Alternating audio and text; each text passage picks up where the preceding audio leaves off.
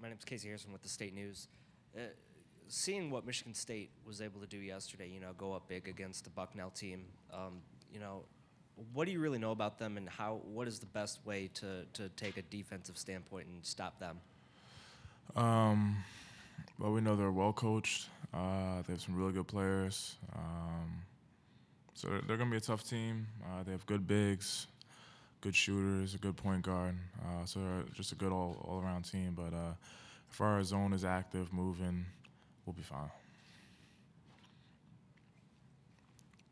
With the Sports Illustrated for Kids application, question for both of you.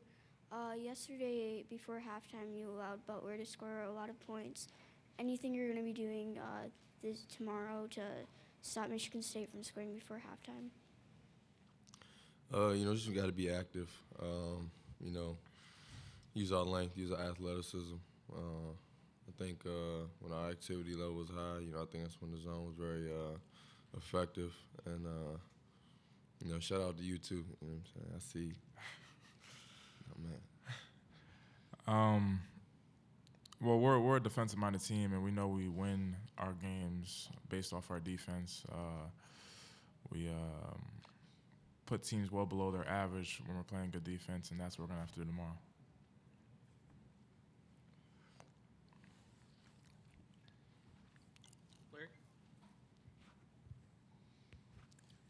Larry Lade, Associated Press, question for Frank.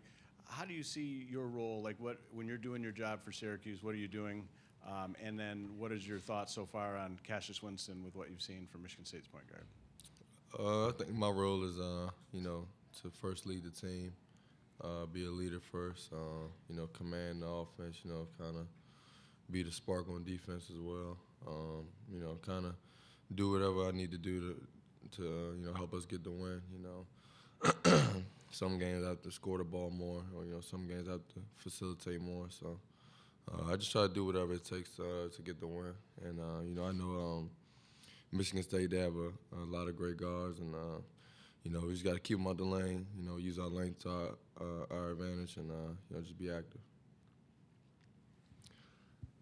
Casey Harrison, State News.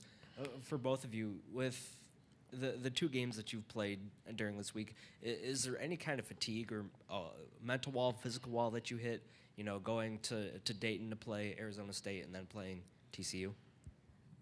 I don't think so. We're a mentally tough team. We're used to playing a lot of minutes, and we're used to battling the entire game. So I don't think there's any fatigue. Yeah, I think at this point in the year, I think, we're kind of used to it. It's kind of routine. Just got to take care of our body. This is what we wanted all year. We want to be in this position. We're happy to be here. We're just ready to attack.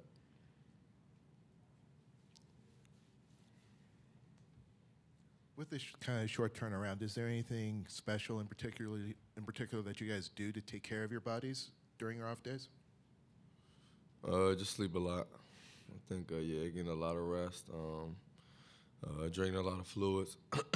We have a great staff.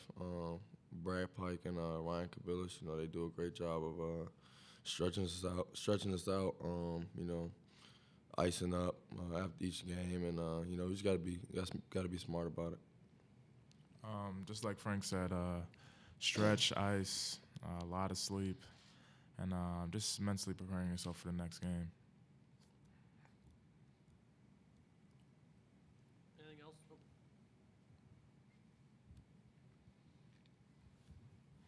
Just wondering, since obviously your guys' zone is unique, do you find opposing teams early on sometimes get frustrated, or do you kind of wear them down frustration-wise over the course of a game? I mean, if we're playing the zone the correct way, we're moving, active, talking, we definitely frustrate a lot of teams because we're just so long, athletic. We have shot blockers down low. And when you finally get that open shot, you start second-guessing it because you haven't gotten open shot the whole game. So it makes things tough on the opposing team. You guys will be playing a team that last night played 11 different guys. You guys play usually the whole game. I'm curious if you've thought at all about how that might affect the way that the game plays out, and if you think that helps or hurts you.